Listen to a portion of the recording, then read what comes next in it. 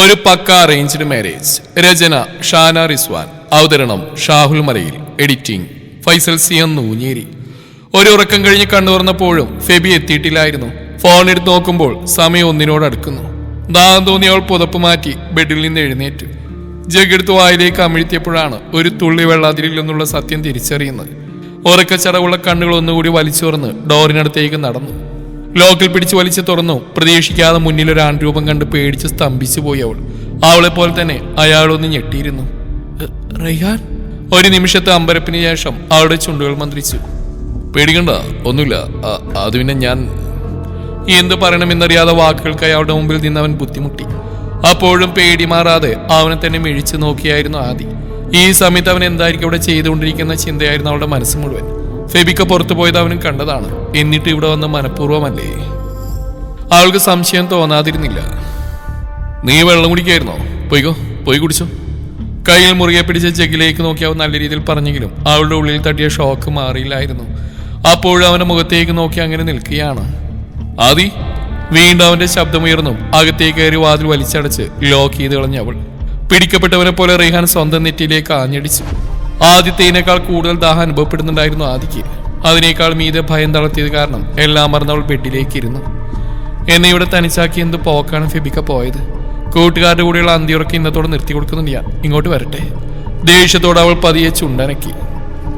അല്പസമയം കൂടി അടഞ്ഞുകിടക്കുന്ന ആ വാതിലേക്ക് നോക്കിയിരുന്നു റെയ്ഹാൻ. ഇതിനോടൊക്കെ ആദിയുടെ ഉള്ളിൽ താനൊരു കരടായി മാറിക്കഴിഞ്ഞെന്ന് അവൻ ഊഹിച്ചു. അതിലുപരി നാളെ ഈ കാര്യം ഫെബി അറിഞ്ഞാൽ ഉണ്ടാകാൻ പോകുന്ന ഭവിഷ്യത്ത് എന്താണെന്ന് അവൻ അറിയാമായിരുന്നു. ഓരോന്നും ചിന്തിച്ചു കൂട്ടി അവൻ കാലുകൾ മെല്ലെ ചലിപ്പിച്ചു തുടങ്ങി. ടെൻഷനോടെ ഇടയ്ക്കിടെ വാസിലേക്ക് നോക്കിക്കൊണ്ടിരിക്കുന്ന ഫെബിയെ നജീബും ശ്രദ്ധിക്കുന്നുണ്ടായിരുന്നു. എന്തു പറ്റിയടാ?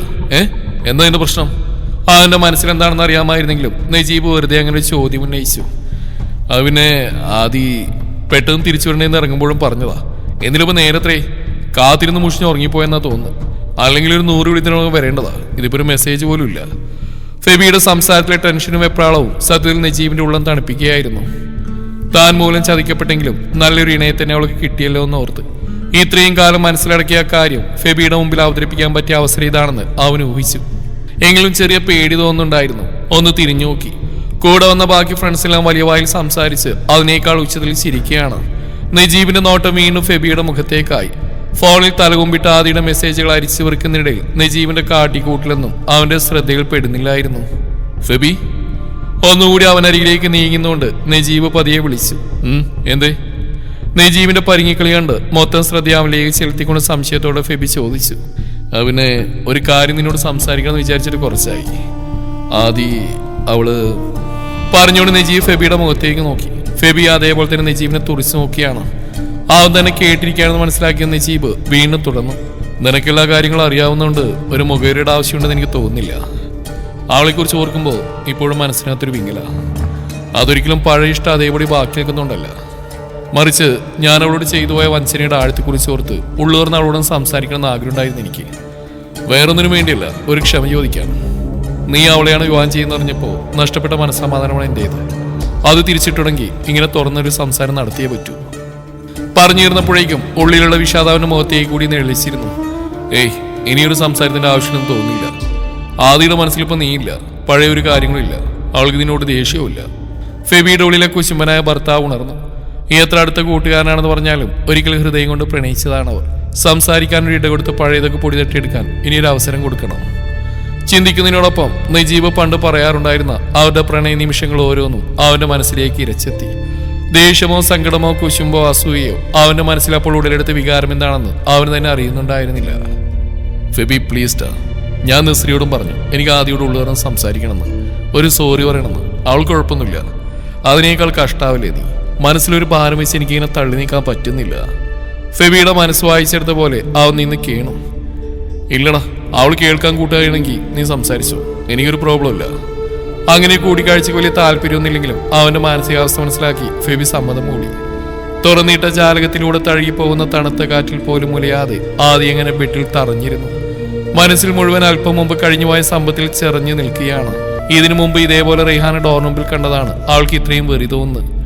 എന്തായാലും ഇനി മറച്ചു വെക്കുന്നില്ല. ഫെബിക്ക് വരട്ടെ, എല്ലാം തുറന്നു പറയുക തന്നെ അവൾ തീരുമാനിച്ചു കഴിഞ്ഞു.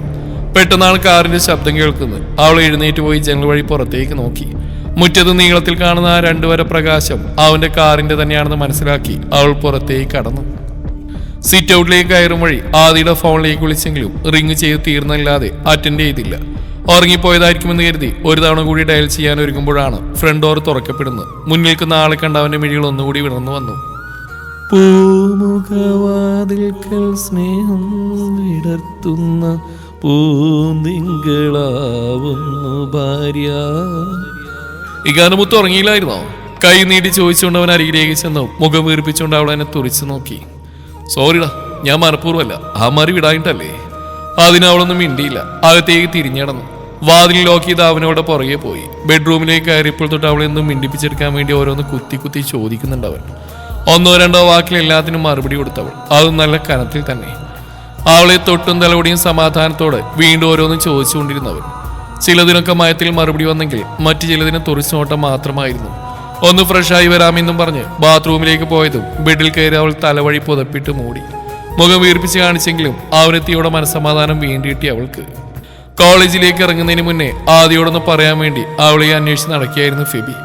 എവിടെയും നോക്കിയിട്ട് കാണാതെ ഒടുക്കവൻ എത്തിച്ചേർന്ന് ടെറസിന് മുകളിൽ അവിടെ ദൂരെ കണ്ണും നട്ട് ആലോചനയോടെ നിൽക്കുന്നവളെ കണ്ട് അവനൊരു ദീർഘശ്വാസം വലിച്ചു വിട്ടു. 1-2 സെക്കൻഡുകൾ അവൾ നോക്കി നിന്ന ശേഷം അവന്റെ പാദങ്ങൾ വീണ്ടും അവൾക്കരികിലേക്ക് ചലിച്ചു.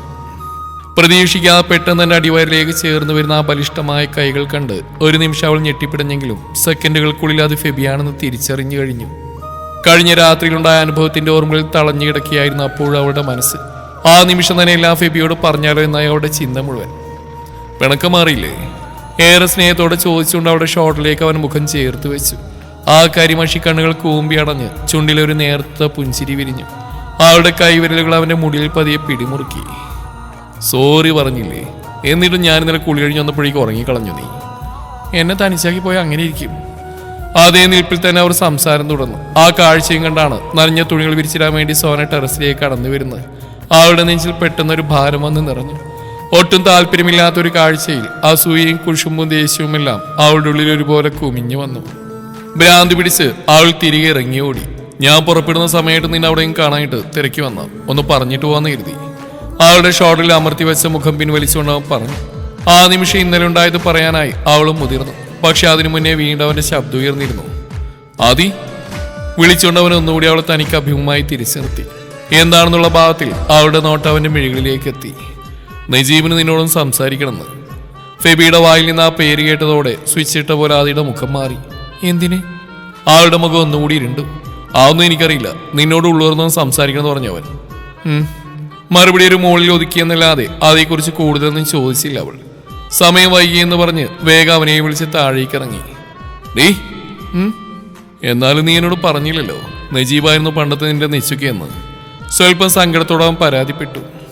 ഞാനെന്തിനു പറയണം? ആദ്യമേ എല്ലാം മനസ്സിലാക്കിയിട്ട് നിങ്ങളെന്നോടൊന്നും ചോദിച്ചില്ലല്ലോ. അല്ലെങ്കിൽ അതൊക്കെ ഞാൻ പണ്ടേ വിട്ട കേസാ. ഒട്ടും താല്പര്യമില്ലാത്ത പോലെ പറഞ്ഞുകൊണ്ടവൾ ധൃതിയിൽ കോണിപ്പടികൾ ചാടി ഇറങ്ങി താഴേക്ക് ഓടി. മോളെ ആദി. ഫെബി പോയി കഴിഞ്ഞ് കിച്ചണിൽ ഉമ്മയോടൊപ്പം ഓരോന്നും ചെയ്തുകൊണ്ടിരിക്കുന്ന നേരത്താണ് ആദിന്ന് വിളിച്ചുകൊണ്ട് ഉപ്പ അങ്ങോട്ട് കടന്നു വരുന്നത്. ആ വിളി കേട്ടെന്നോണം അവൾ പുറകിലേക്കൊന്ന് തിരിഞ്ഞു നോക്കി. നജീബും നസ്രിയും വന്നിട്ടുണ്ട്, അവർക്ക് കുടിക്കാൻ എന്തെങ്കിലും എടുത്തുകൊണ്ട് വാ. ഉപ്പ പറഞ്ഞു. അതുവരെ ഇല്ലാത്തൊരു ടെൻഷനും വെപ്രാളും അവളെ കീഴ്പ്പെടുത്താൻ തുടങ്ങി. അവൻ വന്നതിന്റെ കാരണം തന്നോട് സംസാരിക്കലാണെന്ന് അവൾക്ക് അറിയാമായിരുന്നു. പിന്നീട് അങ്ങോട്ട് എന്ത് ചെയ്തിട്ടും ശരിയാവുന്നില്ല. ആകെ മൊത്തം ഒരു വിറയൽ പോലെ. മുന്തിയിനം ഫ്രൂട്ട്സും ഡേറ്റ്സും എല്ലാം ഉണ്ടായിട്ടും കയ്യിൽ കിട്ടിയത് പാതി ഉണങ്ങിയ 2 ലെമണാണ്. അത് വെച്ച് ഇങ്ങനെയൊക്കെയോ ലൈമുണ്ടാക്കി 2 ഗ്ലാസുകളിലേക്കായി പകർന്നെടുത്തു. ഇനി കൊണ്ട് ചെന്ന് കൊടുക്കുകയും അവൾ തന്നെ ചെയ്യണം. അവർ വന്നെന്ന് കേട്ടത് ഉമ്മയും മാമിയും കിച്ചൺ വിട്ടതാണ്.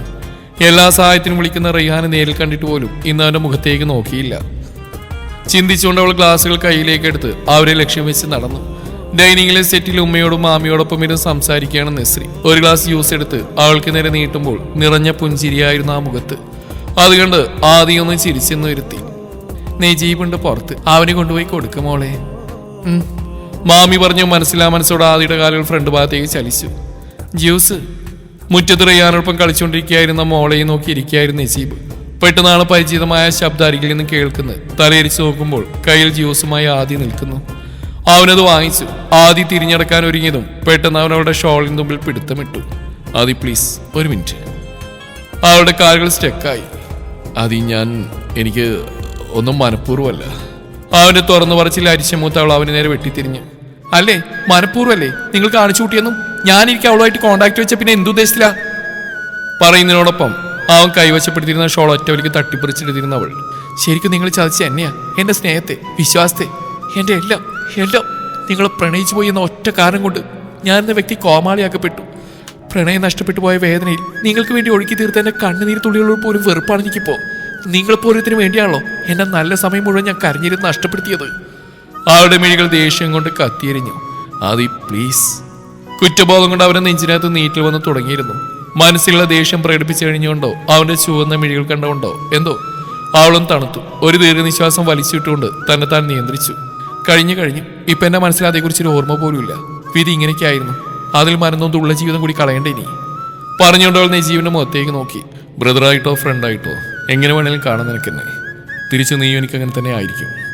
ആയിക്കോട്ടെ, സമ്മതം. അപ്പോഴേക്കും മോളെയും കൊണ്ട് റയ്യാൻ അവർക്കരികിലേക്ക് എത്തിയിരുന്നു. കുറച്ച് സംസാരമേ അവൻ കേട്ടുള്ളൂ. കൂടെ രണ്ടുപേരുടെയും മുഖത്ത് മിന്നി പറയുന്ന എക്സ്പ്രഷനും കൂടി ആയതോടെ അവന്റെ മൊത്തം കിളികളും പറന്നുപോയിട്ടുണ്ട്. കാര്യം മനസ്സിലാവാതെ ആദ്യം നെജീവിനെയും മാറി മാറി നോക്കുമ്പോഴാണ് നസ്രീൻ കടന്നു വരുന്നത്. എന്താ സംഭവമെന്ന് അവൻ അവളെ നോക്കി പുരികം പൊക്കി. ഒന്നുമില്ലെന്ന് നസ്രീ കണ്ണു കാണിച്ചു. റയ്യാന്റെ കയ്യിലിരുന്ന് കൊഞ്ചുന്ന കുഞ്ഞിന് നേരെ ആദി കൈ നീട്ടി. ആദ്യമൊന്നും അടിച്ചെങ്കിലും ഒന്നുകൂടി കൈ കാണിച്ചോടെ ചിരിച്ചുകൊണ്ട് അവൾ ആദിക്ക് നേരെ ചാടി. ഇറുകിയപ്പോഴൊന്ന് അവൾ കുഞ്ഞിന്റെ കവിളിൽ അമർത്തി ചുംബിച്ചു. ഒരു പുൻസിരിയോടെ നസ്രീ നജീബ് ആ കാഴ്ച കണ്ട് നിന്നു. ആദിയുടെ നോട്ടം നസ്രിയിലേക്ക് എത്തി. നിന്നോട് സംസാരിക്കാൻ വേണ്ടി മാത്രമാണ് നജീബിക്ക് ഹാഫ് ഡേ ലീവ് എടുത്ത്. അറിഞ്ഞോ അറിയാതോ എനിക്കിതിൽ പങ്കുണ്ടല്ലോ. അപ്പൊ സംസാരിച്ച് ക്ലിയർ ചെയ്യണം തോന്നി. എനിക്കാരോടും പരാതിയോ പരിഭവമോ ഇല്ല. കഴിഞ്ഞുപോയ പ്രണയകാലം മനസ്സിലായിട്ട് തലോടാനോ അതേക്കുറിച്ച് ഓർത്ത് വേദനിക്കാനുള്ള ഒരു അവസരം ഇതുവരെ ഫെബിക്ക് എനിക്ക് ഉണ്ടാക്കിയിട്ടില്ല. ഞങ്ങളുടെ ഓരോ നിമിഷവും സുന്ദര. ആദി ചിരിച്ചു. അത് മറ്റുള്ളവരിലേക്കും പരന്നു. ഏതാനും നിമിഷങ്ങളും കൂടി കഴിഞ്ഞുപോയി. പിണക്കങ്ങളും പരിഭവങ്ങളും ഒക്കെ പറഞ്ഞു ചേർത്ത് നജീബ് നസ്രീ യാത്ര പറഞ്ഞിറങ്ങി. തന്റെ തൊട്ടരികിൽ നിൽക്കുന്ന റിഹാനെ കണ്ണിൽ നിന്നടിച്ച് ആദ്യം അകത്തേക്ക് തിരിഞ്ഞടന്നു. എടി പോത്തെ. ഒരു മൈൻഡ് നിരാ പോകുന്നവൾ അല്പം ദേഷ്യത്തോടെ തന്നെ അവൻ വിളിച്ചു. അവൾ നിന്നും കുറച്ചുകൂടി അരികിലേക്ക് ചെന്നുവൻ. എന്താ നിന്റെ പ്രശ്നം? എന്ത്?